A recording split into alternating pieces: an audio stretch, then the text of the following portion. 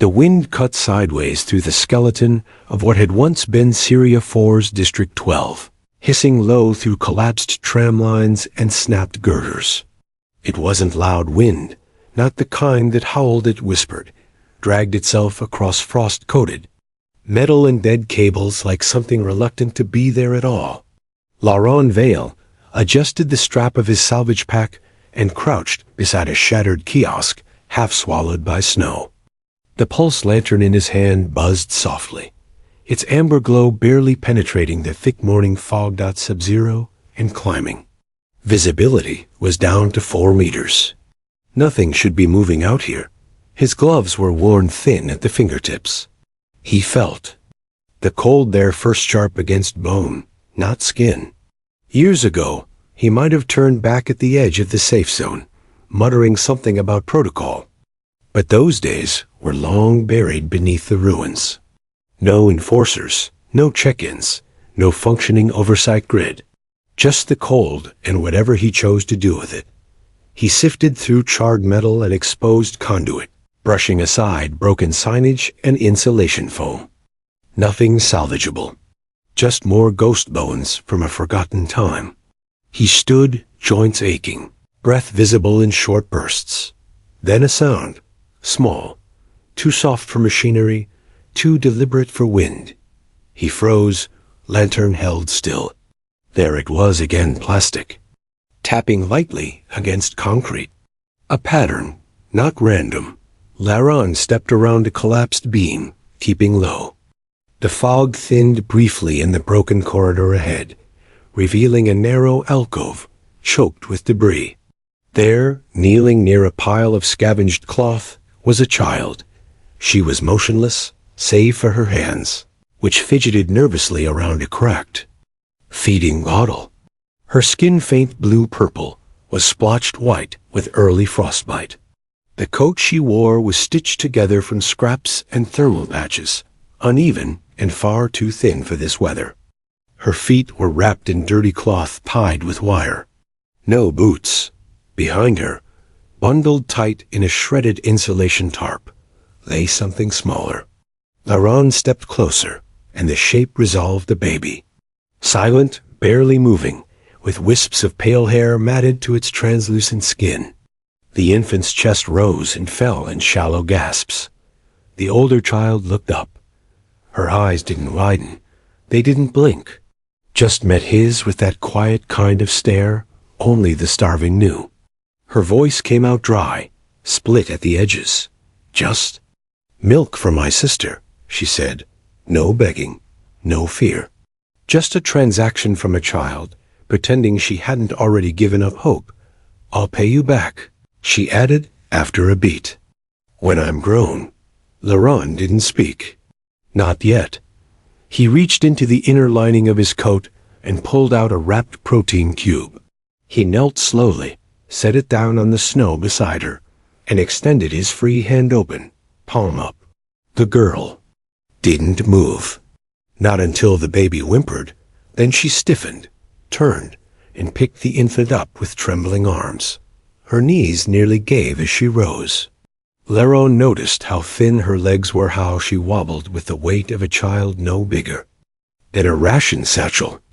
No shoes, just more cloth and stubborn will. He didn't say anything, just turned and walked. After 17 minutes of silence and snowfall, they reached his outpost. Laurent keyed in the override. The door cracked open, releasing a warm, dry puff of recycled air. He stepped aside and waited. The girl stopped at the threshold. Her eyes scanned the interior like someone expecting a trap, and she stepped inside. No questions. No words, just trust, given carefully, like something that could still break. Laurent didn't close the door right away. He stood there for a long moment, staring back into the white, into the fog. The girl hadn't asked for rescue.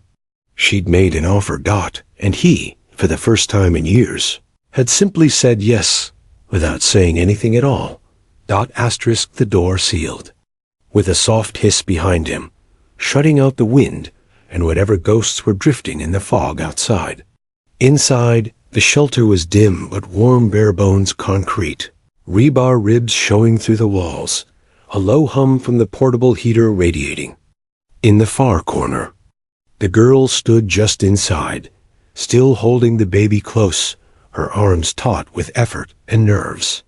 Her eyes tracked every shadow, every motion Laron made, but she didn't flinch. Only her jaw moved clenched, unclenched. Laron moved slowly, deliberately, walking to the heater. He cleared a patch of floor beside it and unrolled a folded thermal mat. A wrap blanket came next, clean, faded, but soft. He placed it without speaking. The girl said nothing either.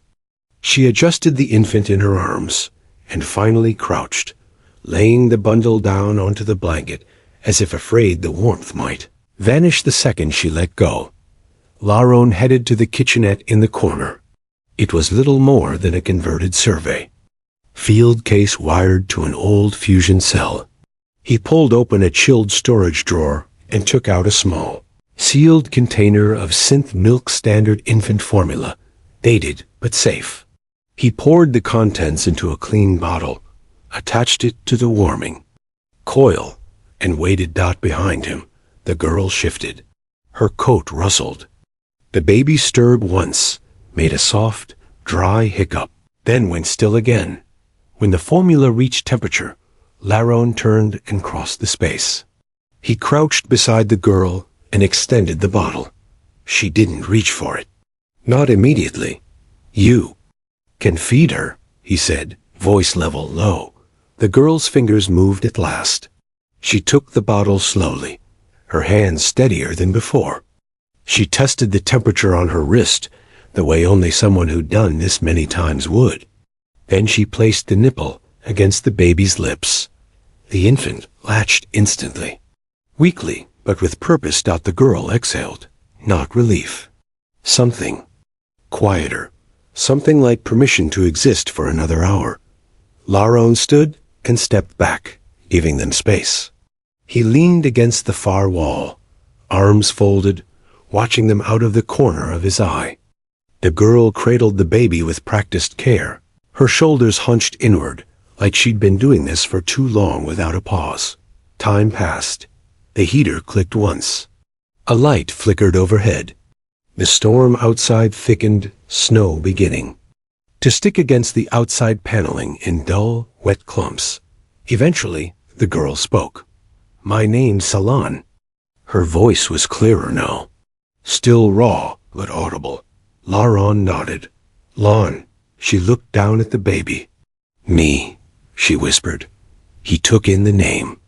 The way her hand moved to shield the baby's head, gently adjusting the bottle. He studied them.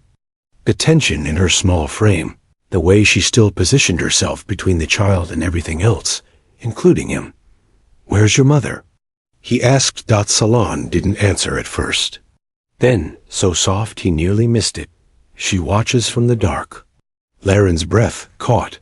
He didn't ask what she meant, not yet. He stepped quietly to the terminal and checked the exterior sensor array. The screen blinked through its cycle, searching. No movement, no heat signatures, no confirmation, but Laron felt it anyway. A presence, like something standing just outside the range of knowing. He keyed the monitor off and returned to the center of the room. "She didn't leave us," Salon murmured suddenly. "She just watches." "Why?" he asked. Salon paused. The bottle in her hand was nearly empty. The baby's breath was more regular now, her color slightly better. "Because she's scared," Salon said. The words didn't come with judgment, just fact. The way you'd report that the sun hadn't risen yet. Later, after Salon lay down beside her sister and drifted off into a half-sleep, Laron moved toward the door. He unsealed it again, cracked it open. The air outside was bitter and blinding, with snow. But through the white swirl, under the broken rib of a steel overpass, he saw her. A figure tall, wrapped in torn thermal fabric. Silver-white hair tangled in sheets down to her hips. Blue skin barely visible beneath the rags. She was barefoot, still, watching. Their eyes met. She didn't move. Laron didn't speak. Then, slowly, almost imperceptibly, she turned, started to step away 1 foot, dragging slightly, like she hadn't eaten in days. He didn't close the door. He just left it open behind him as he walked back inside. He didn't lock it. Let her decide. Asterisk. The shelter stayed quiet that night.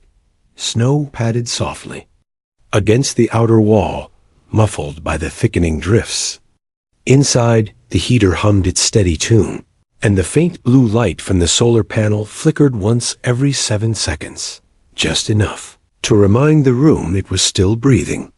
Laron sat near the edge of the cot, awake, boots planted on concrete, mug of rehydrated ration brew cooling in his hands. He hadn't slept. His body was still, but his thoughts moved like rusted gears, slow, loud, deliberate. Across the room, Salan curled around her sister. Maya's breathing had softened into that fragile rhythm of babies who were no longer starving, but not yet safe. One of her tiny hands rested against Salan's collarbone, fingers twitching now and then, as if grasping for something even in dreams. Salan murmured occasionally in her sleep, half-formed phrases in Standard, and fragments of a language Laron didn't recognize. Every so often, her head jerked slightly, then stilled. He stood eventually, walked to the kitchenette, rinsed out the mug, and made his way to the side alcove where his records were stored. A converted server crate had been repurposed into a personal log and data archive. The screen was cracked, but the input still worked. He opened a new file. Date 47.14.22 SL entry location. District 12 Outer Ruins contact. Unauthorized civilian. Minor's details. 1 hybrid child, female, approx. 9 years. Identified herself as Salon. Dependent infant female. Name me. Condition. Severe malnutrition, frost exposure, no visible wounds. Potential secondary presence, maternal. Visual confirmed female Zayan hybrid. No engagement. Shelter extended pending further evaluation. He paused, fingers hovering above the keyboard. The old habit wanted to add, recommend pickup. The kind of entry that might have once triggered a retrieval order or off-world evac. But there were no retrieval orders anymore. No enforcers. Number. Functioning systems to process the data, let alone respond. Laron deleted the line. He replaced it with a single note. Shelter status, open. Monitoring. The sound of cloth shifting made him turn. Salon had sat up, eyes still heavy with sleep. She blinked toward the heater. When she spotted him, she rubbed her eyes with the back of her wrist. Is it still morning? She asked. Yeah, Laron replied. She looked down at me, who stirred slightly but didn't wake. I didn't hear her cry. She didn't. Salon's voice was quiet, but steady. Did you see her? Laron didn't pretend to misunderstand. Yes, she didn't come in. She could have, he said. The door was open. Salon glanced at the wall, the exit. She thought you'd take something. Laron leaned against the terminal. What would I take? Salon's shoulders tightened, just slightly. That's what she's afraid of. He didn't press, not yet. Instead, he retrieved a sealed ration pack from storage grain paste and a protein square and warmed it against the heater coil. He handed it to her without a word. She took it, muttered a quiet thank you, and started eating. Quick, efficient bites. No hoarding, just hunger. Laron walked to the door, opened it again. The wind had died down. Snow stuck to the edge of the threshold in soft, uneven piles. A single set of footprints curved from the far corridor to behind a buried tramcar. Not fresh, not hurried, no other tracks. She'd stayed close. As the sun passed behind the industrial haze, dimming the light, Laron noticed Salon watching the door more than usual. She didn't ask about her mother, just flicked her eyes toward it, like she was measuring time in glances. That evening, while Laron prepared a second bottle for me, the perimeter light above the hatch blinked once then again. A trigger. Something large, warm, breathing. He didn't move immediately. He let it stay green. Minutes later, the figure stepped inside. Not quietly, not sneaking. She walked, barefoot, soaked to the knees with meltwater. Her long silver hair clung to her shoulders, heavy with frost turned to wet strands. Her skin shimmered faintly under the rune's soft light. Zayen, no doubt. Her arms were bare to the shoulder, bands of what looked like ceremonial metal ore. Bone wrapped around her upper biceps. She had no bag, no weapon, just herself. She stopped to meet her inside. Her posture didn't challenge. She wasn't pleading either. She was exhausted. A woman hollowed out by choices no one should have to make. Salon stood immediately. She lifted me against her chest, steps cautious. The woman's eyes locked on the baby. She inhaled sharply. Her lips trembled but didn't move. I didn't come to take them, she said finally. Her voice cracked, like dry cloth. They're alive, that's all I hoped for. Laron stayed near the heater, hands relaxed at his sides. You're welcome to sit, he offered. The woman's head jerked slightly at the invitation. Why? Because it's warmer in here. She didn't move, not yet. But her knees did shake, and when she stepped forward, it wasn't with confidence. It was with the weight of a woman who had finally stopped running. Salon met her halfway. This is Nye, she said softly. My mother. Nye looked down at her daughter, then at Laron. I can clean, she said abruptly. I can help. I'm not asking to stay for nothing. You don't owe anything, Laron said. Her breath hitched at that. She glanced at the warmth behind him. Then, voice almost breaking, but I have nothing else. And then for the first time she stepped further in. Not as a stranger, not as a beggar, just as a mother who didn't know if she still had the right to be one. She didn't sit. Not yet. But she didn't leave. Nye stood near the heater, arms wrapped around herself, not in defense, but out of pure habit. Her thermal wrap was soaked through, dripping faintly onto the concrete. Her hair clung to her jaw and collarbone in heavy strands. She didn't look at Laron. She kept her gaze locked on the soft orange glow that pulsed from the heater's coils, as if afraid it might vanish if she acknowledged it too directly. Salon hadn't left her mother's side. She sat on the thermal. Mad again, me nestled quietly against her chest. Nye's eyes darted to the baby now and then, but she didn't reach. Not yet. She seemed afraid of breaking something just by being near. I'll sleep by the door, Nye said suddenly, still staring at the heater. You won't, Laron answered without inflection. No one's using the bed tonight. You're tired. Take it. She flinched slightly at the offer, her body tensing like it was ready for a correction. I said I'm not here for shelter. You're here, Laron said, and it's warm. The truth landed harder than kindness ever could. Silence. Stretched. The baby whimpered softly, twisting against Salon's arms. Without being asked, Salon shifted the child and gently passed her to Nye. The movement was subtle, practiced in unspoken offer. Nye hesitated, her arms still locked across her chest. Then slowly, she unfolded them. Her hands shook as she took. The bundle.me didn't protest. She inhaled deeply against Nye's neck, then went still again.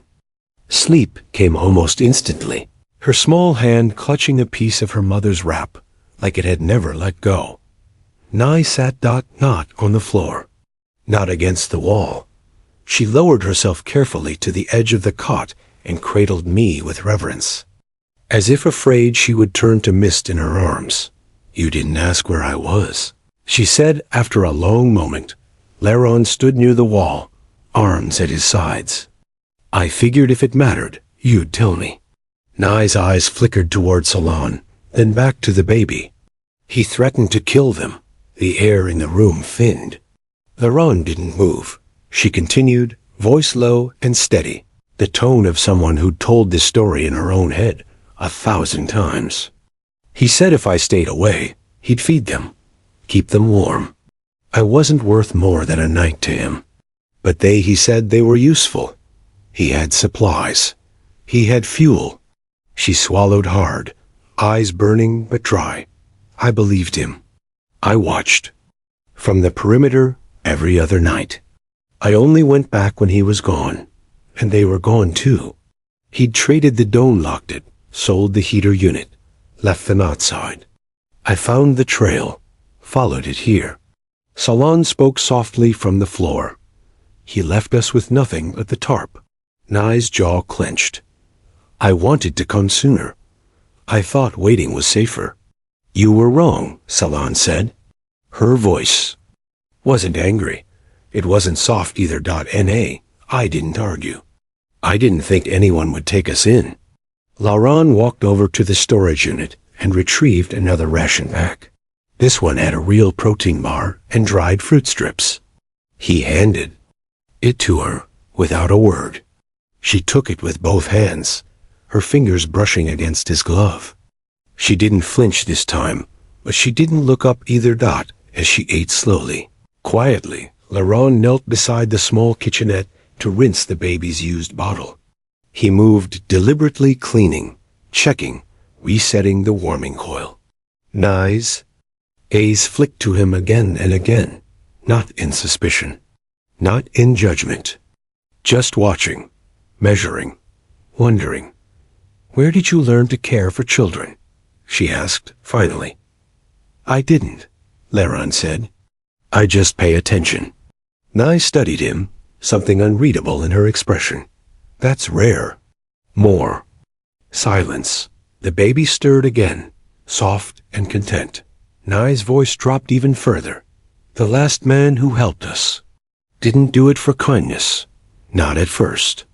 Then not at all. Laron's hand stilled. I let him because he gave food. But then it stopped being a choice. Her face didn't move. But her voice cracked once, barely. So forgive me if I don't thank you yet. You don't have to, Laron said. He dried the bottle and placed it beside the heater. Salon looked up, her voice a whisper, but firm. You're different from the others. Laron turned toward her. Why do you say that? You leave people alone, she said. Even when they're right in front of you. He nodded slowly, not sure whether it was a compliment or a warning. That night, they all stayed in the same room. No separate spaces, no locked doors. Na. I didn't sleep in the cot at first. She stayed seated, upright, with me against her chest. Her eyes never fully closed. But somewhere between midnight and dawn, her breathing slowed. Her shoulders eased. And she drifted not into panic, not into guarded stillness, but into real sleep. Across the room, Laron lay stretched on an old equipment tarp, arms folded under his head, eyes closed, but listening. Just in case. Just to be there. Because sometimes the most human thing you can offer isn't a rescue. It's presence, and a warmth no one has to earn.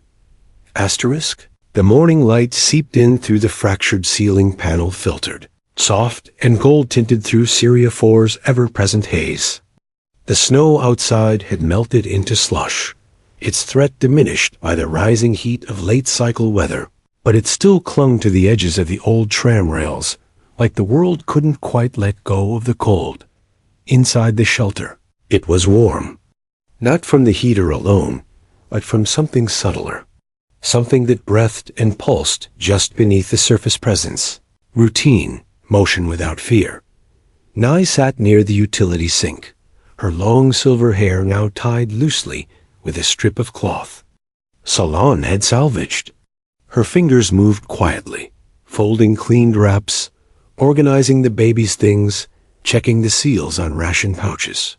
She wasn't speaking, but her silence didn't carry the tension it once had. It was the silence of someone settling, not hiding. Laron watched from the far corner. He was fixing a cracked panel on the wall near the solar relay interface, his sleeves rolled up, hands smudged with adhesive paste. His coat hung unused on a wall peg. He didn't feel the need to armor himself. Inside anymore. Salon moved around the room with quiet intent, straightening supplies, restacking old data sheets, collecting heat packs. Every few moments, she looked toward her mother, not like a child afraid, but like a child who had once stopped looking, and now couldn't help checking if she was still there. Mie slept peacefully on the cot, one tiny fist curled near her mouth, wrapped in fresh cloth. As Laren knelt to adjust the alignment bolt on the power relay, Nye approached, quiet steps, barefoot, cautious but not afraid. She stopped near him and crouched slowly, knees brushing the floor. She handed him a fresh bolt from the supply bin. Their fingers touched. She didn't let go immediately. Laren glanced at her. Her voice came softly, too softly for Salon to hear. "Do you want me?" He didn't look away. "Yes." Her brow lifted slightly, but not in surprise. "Not like that," he added. "Not if you're offering it because you think you have to." Nye lowered her eyes to their joined hands. "I'm not offering it," she whispered. "Not like before." "Then what is it?" She hesitated. "I think I just want to feel something good, without shame." Laron didn't answer with words. He leaned forward, slowly, carefully, and pressed his forehead against hers. No kiss, no pressure. Just contact. Her breath deepened. Her hands curled over his wrists. "I don't remember the last time someone waited," she murmured. "You should get used to it," he said. "I've got nowhere else to be." That night, Nye laid her mat closer to his. Not touching, but close enough that his body's warmth reached hers through the floor. She didn't say anything, didn't ask. She simply let herself be there. Sometime after midnight, Nye stirred. She sat up slowly, glanced toward her daughters, then crawled across the floor. Not to give herself, not to perform. She laid down beside Laron, facing away, and pressed her back gently to his chest. He didn't flinch. He didn't ask. His hand moved slowly, settling just beneath her ribs.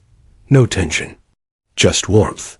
"If I stay here with you," she whispered, "into the dark, will I forget who I was before?" "No," Laron whispered back. "You'll remember who you are now." She didn't reply.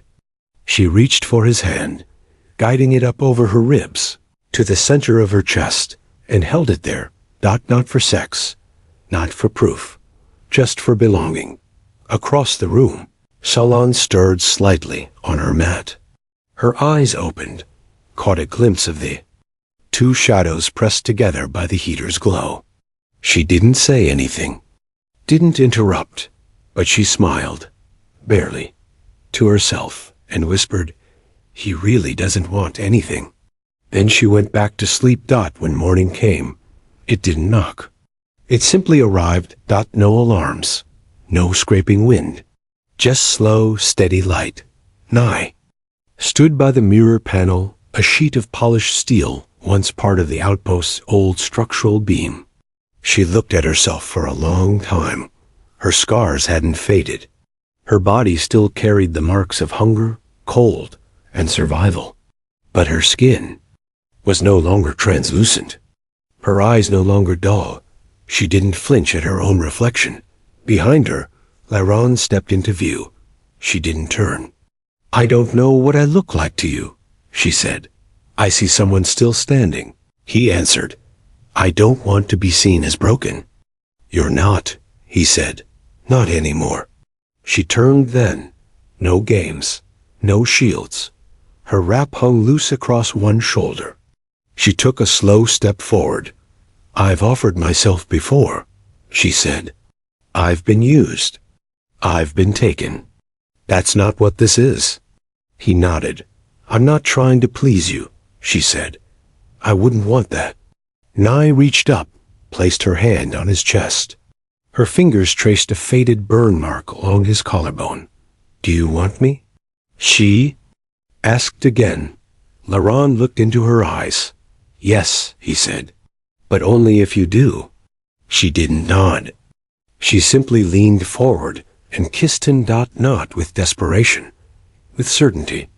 When she pulled back, he didn't reach to pull her closer. He waited.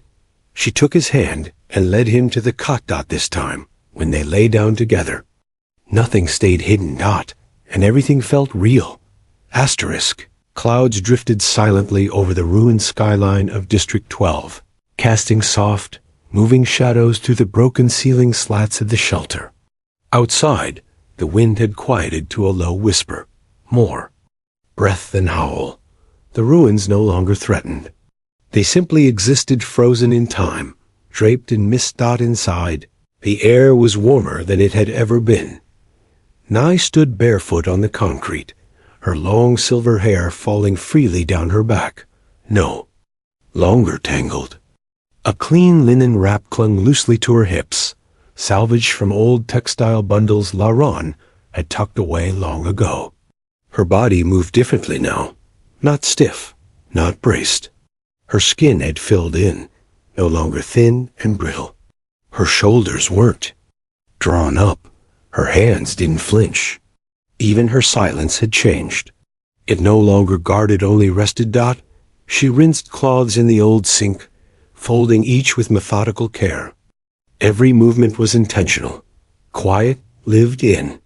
Nearby, Mi cooed from a padded mat, rolling on her side with new strength. Salon sat cross-legged with a flexible display sheet, sketching with a stylus dipped in reactivated ink. Her brow furrowed in deep concentration as she outlined a trio of figures herself, her mother, the baby. Laron leaned against a support beam, arms crossed, watching them. He didn't speak. He didn't need to. This wasn't a rescue anymore. It was a life. Nye turned, meeting his gaze across the room. She dried her hands on a wrap and walked toward him, no hesitation. When she reached him, she placed her palm flat on his chest. They're safe, she said, simply. He nodded. You are too. Her eyes lowered to his hands. She traced a scar running across his forearm. He let her. I want you, she said, not softly, but clearly. There was no transaction in the words. No bargain. Just a woman standing before a man choosing. He didn't move. You're sure? Not tonight, she said, stepping close enough that their bodies touched. Now. He exhaled slowly and took her hand. Mi had already begun to drift to sleep on the mat. Salon noticed. She stood, folded her display sheet, and walked into the side room without being asked. She didn't speak. She didn't smirk. She understood. Back. In the center of the room, clouds dimmed the sunlight for a moment as Laron and Nye undressed. No performance, no awkwardness. She removed her wrap without ceremony. Her body was marked by life, curved hips, stretched skin, faded bruises, and the proud lines of motherhood. She didn't hide any of it. Laron followed, shirt first, then the rest. His body bore years of labor, field cuts and old burns, leaner than hers, older. But when they stood together, they didn't compare. They recognized. She stepped into him. He let her lead. Their lips met slow, certain. Their skin brushed in rising warmth. When they lay down, Nye climbed over him, guided him gently. No rush, no shame. Her hands moved with confidence, fingers threaded into his hair, his shoulders. Laron matched her rhythm, never taking, only meeting. She gasped into his chest, her thighs tightening around his hips. He held her back with one hand, the other over her heart. Her climax came slow, in pulses, like a tide returning to shore. His followed. One long breath, his lips at her throat.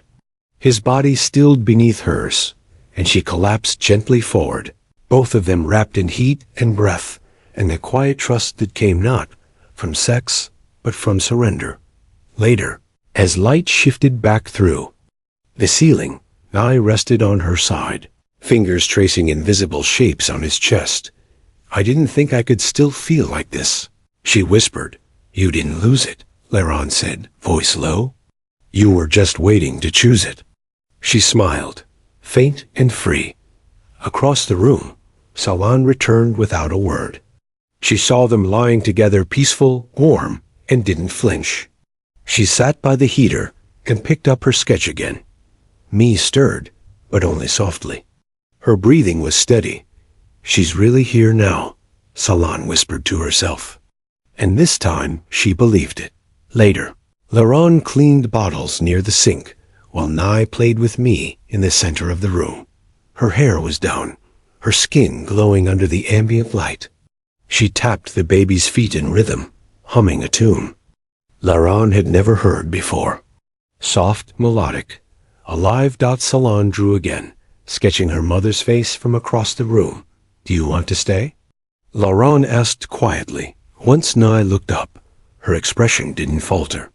"Yes, because you." "Have to?" "No," she said. "Because this is the first place I haven't been punished for existing." He handed me back to her. "Then stay." "I need to hear it from you," Nye said. "Not in silence. Say it." Laron met her eyes. "Stay," he said. "Because this is your home, if you want it." Tears rimmed her lashes, but they didn't fall. She pressed her forehead to his, her voice barely a breath. "I want to rebuild," she said. "Not just hide." "You will," he replied, and meant it. Outside, the thaw continued. A district still lay in ruin, metal bones jutting from fractured ground. But the shelter wasn't waiting anymore. It was living. That night, they slept. As one, Nye curled against Laren's chest, his arm firm around her waist. Salan lay at the foot of the cot, and me nestled between them all. No one locked the door. There was no threat. Only warmth, only choice. Only the quiet, slow rise of something new. Not survival. Home. The end. Asterisk.